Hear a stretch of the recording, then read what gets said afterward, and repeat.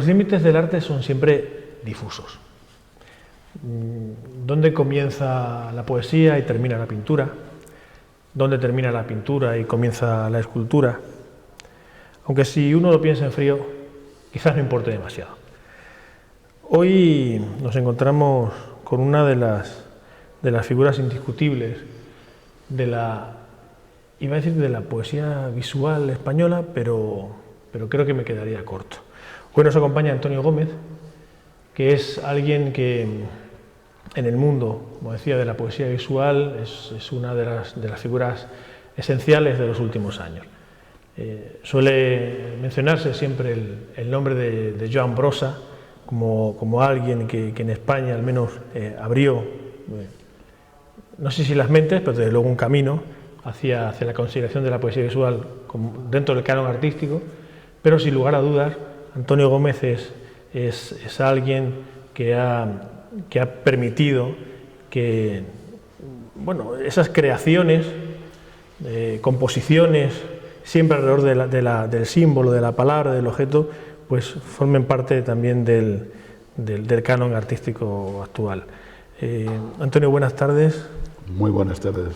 Es un placer, ya lo sabes, tenerte aquí con nosotros. La verdad es que no sé por dónde empezar, Antonio, porque has hecho tantas cosas. Recuerdo que en una ocasión un documental sobre ti que emitió Televisión Española tratabas nada menos que con la monarquía, aunque una monarquía un poquito... Explícanos, por favor. Bueno, yo quiero empezar reivindicando un poco mis comienzos. Mis comienzos son literarios, poesía pura y dura, verso a verso. Y bueno, cuando yo estaba en Cuenca, era un joven inquieto con muchas ganas de hacer cosas y un poco solo, un poco alejado de todo, porque en aquel momento prácticamente no, aun estando cerca de Madrid, pues estábamos aislados. Tuve la gran suerte que fue cuando se empezó a montar el Museo de Arte Abstracto de Cuenca. Por allí pasó Zóbel, Millares, Sempere, Saura. Yo era un crío con 15 o 16 años y sin saber muy bien lo que estaba haciendo mis pinitos poéticos, pero empecé a asistir a la biblioteca de ese museo. En ese museo llegaban todas las publicaciones de arte que en ese momento, en los años 60, en los años 70, se publicaban en todo el mundo. Sin tener conocimiento de ningún idioma, yo disfrutaba hojeando esas revistas, esas imágenes, y digamos que ahí empezó mi cultura visual. La poética quedó un poco apartada, un poco dejada, y bueno, pues de buenas a primeras quise ser artista también. Empecé pintando, rápidamente me di cuenta que no era lo mío aquello, y regresé otra vez a escribir. Estuve escribiendo mucho tiempo y tuve la suerte de conocer a un personaje, un poeta, Carlos de la Rica. Yo debo confesar que me siento un privilegiado. He tenido la suerte de conocer a personajes muy importantes en mi vida y que son los que me han marcado. Carlos de la Rica me puso en contacto con Ángel Crespo. Ángel Crespo en aquellos momentos estaba traduciendo en cuadernos brasileños, estaba traduciendo a todo el concretismo brasileño y me topé con el concretismo brasileño. Mis primeros poemas visuales empezaron a ser como juegos de letras, juegos con caligramas, juegos con textos. Siempre intentaba dar un mensaje con ellos, y poco a poco fui introduciendo la imagen hasta que el texto desapareció. Y el texto, pues, desde aquella época, desde los años 70, desde los años 80, aparece en mi poesía solamente cuando es necesario, cuando aporta algo a la obra. Hablabas de poesía visual. Es un término, yo lo ampliaría, yo hablaría de poesía experimental, que es algo más amplio y engloba pues estos campos que las nuevas tecnologías están aportando. Bueno, entra dentro de lo que es experimentar poéticamente, pues se puede hacer desde la fotografía, desde la escultura, desde la imagen y desde la poesía, que es por lo que se mantiene y se ha mantenido durante mucho tiempo, que muchas veces ha perjudicado la coletilla de poeta visual o de poesía visual. Hay gente que todavía no la entiende, ve una obra de ese tipo y lo primero que dice, esto no es poesía, esto no es poesía. Por eso prefiero hablar de poesía experimental, y ahí sí, ahí se puede hablar desde performance, hasta incluso teatro, música. Es trabajar junto a otro tipo de disciplinas artísticas que lo que hacen es potenciar y ayudar al mensaje poético que tú quieres lanzar en cada momento. Claro, porque es cierto que también está esa otra faceta de Antonio Gómez como poeta discursivo. De hecho, ha sacado varios libros. Uno de los últimos, aquel que publicaste en Luces de Gálibo, de Cruce de Caminos, Caminar por caminar cansa. Es decir, tu trayectoria como poeta discursivo también es notable. Lo que ocurre es que, claro, para alguien que no te conozca, Antonio, y si se mete en esa gruta de las maravillas que puede ser Internet, se encuentra con un señor con barba cerrada que tiene una especie de casco y una zanahoria puesto delante y que camina, o por ejemplo lo que te decía antes de la realeza, eso es lo que más llama la atención, sí. Y mucho más desde que Internet está presente. Yo empecé a hacer esto, prácticamente lo mismo que estoy haciendo ahora, a finales de los 60. A finales de los 60, hablar de poesía experimental era muy complicado porque, a mí me ha llegado, he tenido situaciones que hasta incluso he tenido casi que defenderme y he llegado hasta a dudar de si realmente el equivocado era yo, de que si lo que estaba haciendo tenía un valor, o hacer dudar. O sea, yo empecé escribiendo, sigo escribiendo, nunca he dejado de escribir poesía, digamos, discursiva. Hay etapas en que le prestas más atención, otras menos. Creo que nunca dejaré de escribir, pero hay ideas, hay cosas que no puedes explicarlas si no es a través de la imagen, que la imagen pues es el idioma del futuro, es el idioma ahora mismo. Se pueden adquirir muchísimos conocimientos a través de la imagen.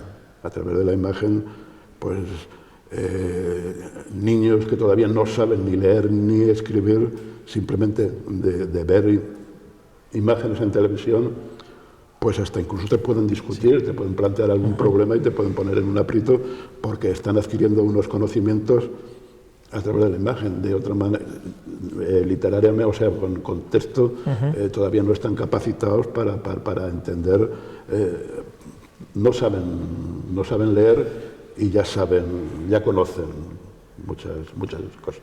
Porque tú has producido obras artísticas casi con cualquier cosa, desde un porrón con la bandera de España adentro, hasta un melón con una corona, unos lápices retorcidos. Cualquier cosa puede convertirse en arte, Antonio. Bueno, cualquier cosa ante lo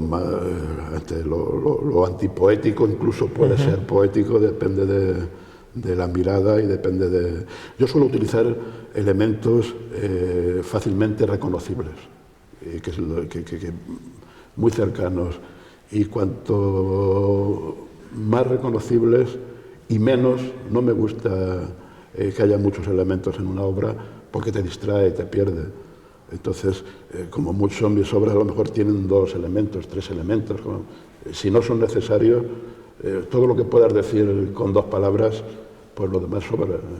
La vida, decía Brosa, que la vida es muy corta y para qué perder tiempo en aprender lo que no es necesario o en leer lo que no es necesario. Si lo puedes contar en un simplemente eso, se aprovecha la publicidad. La publicidad, hay verdaderos poemas visuales que con una sola imagen o con 2 imágenes te transmiten, te crean una necesidad que no tienes y que al final caemos en ello. La imagen es el idioma del futuro, entre otras cosas tampoco necesita ser traducido, no hace falta traducirlo, y bueno, poéticamente, si se emplea bien, pues puede transmitir todo, desde sentimientos, conocimientos, cualquier cosa se puede transmitir con una imagen. ¿Somos animales simbólicos, Antonio? Bueno, en parte sí, pero los símbolos hay que aprenderlos, tienes que estar educado para saber leer este tipo de creación. Y yo tengo experiencia de haber hecho talleres con niños y haber hecho talleres con estudiantes, y los niños cada vez están más capacitados para descifrar mensajes.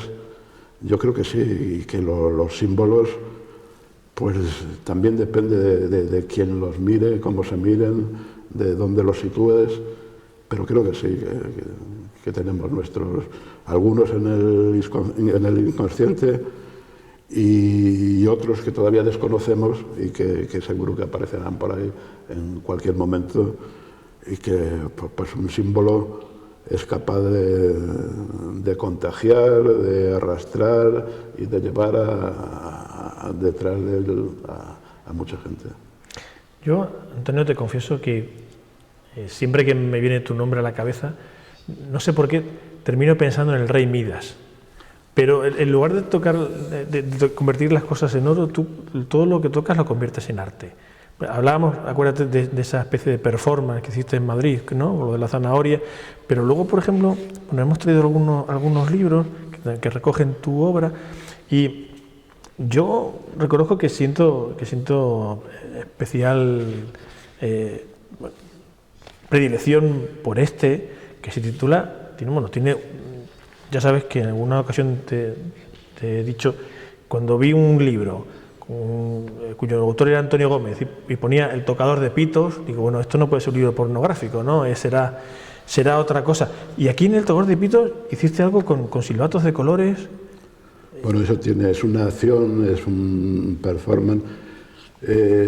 Mi casa es un caos, yo no suelo tirar nada porque pienso que todo se puede reutilizar, y cosas que inservibles, que lo lógico es tirarlo a la basura, pues a lo mejor al cabo del tiempo vuelves a reutilizarlos.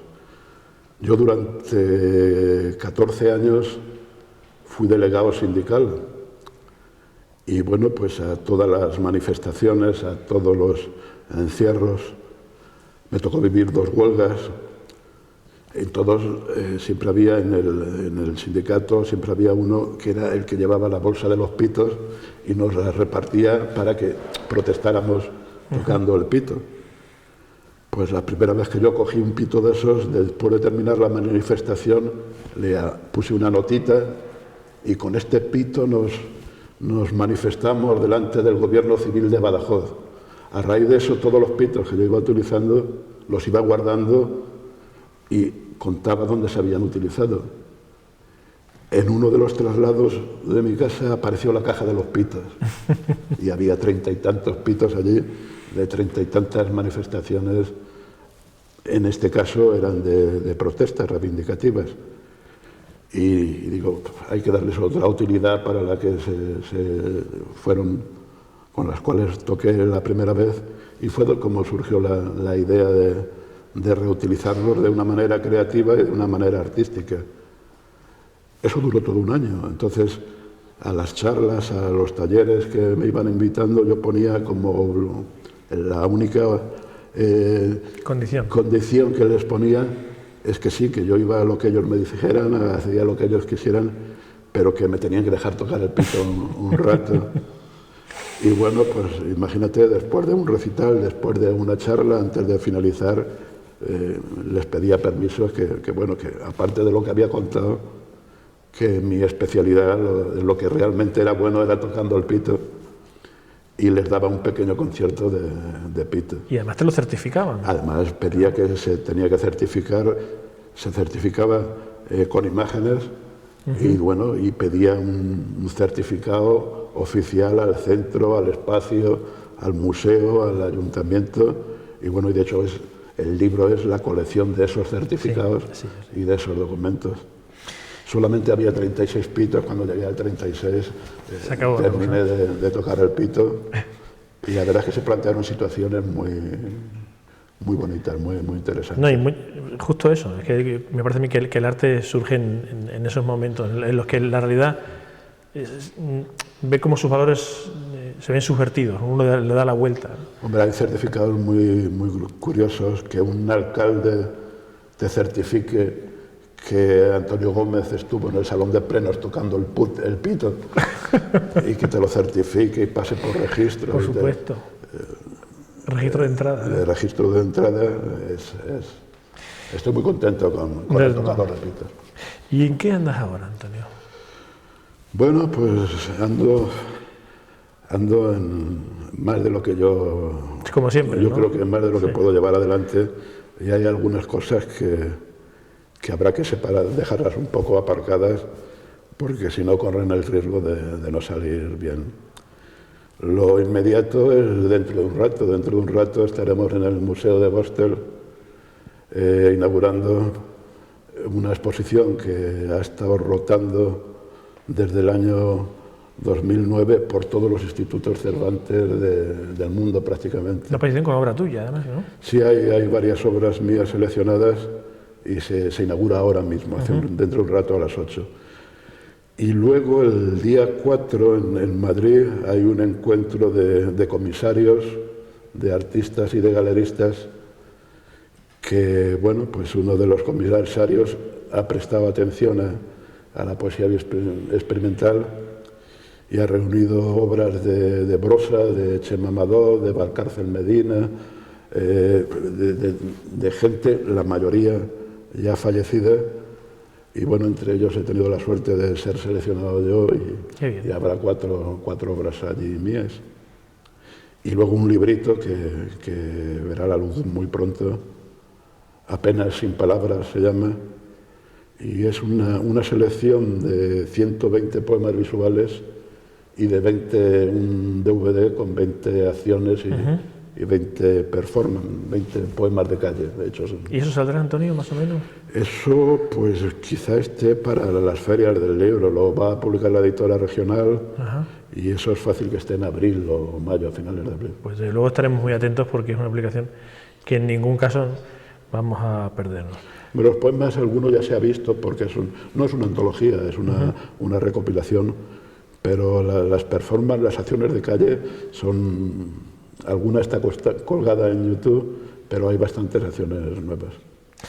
Estupendo, Antonio, pues 1.000.000 de gracias, de verdad, por hacernos un hueco. Y bueno, egoístamente, yo reconozco que tenía muchísimas ganas de entrevistarte, porque este señor que está hoy aquí, Antonio Gómez, que además vive en Extremadura, y que parece que por tenerlo al lado, pues bueno, pues como es un vecino nuestro, da la impresión de que no puede ser artista, ¿no? Como está al lado, pues este señor es una de las principales figuras de la poesía experimental, no solamente en España, sino... No me quedo corto, Antonio, cuando digo de categoría internacional. Muchísimas gracias, Antonio, un placer.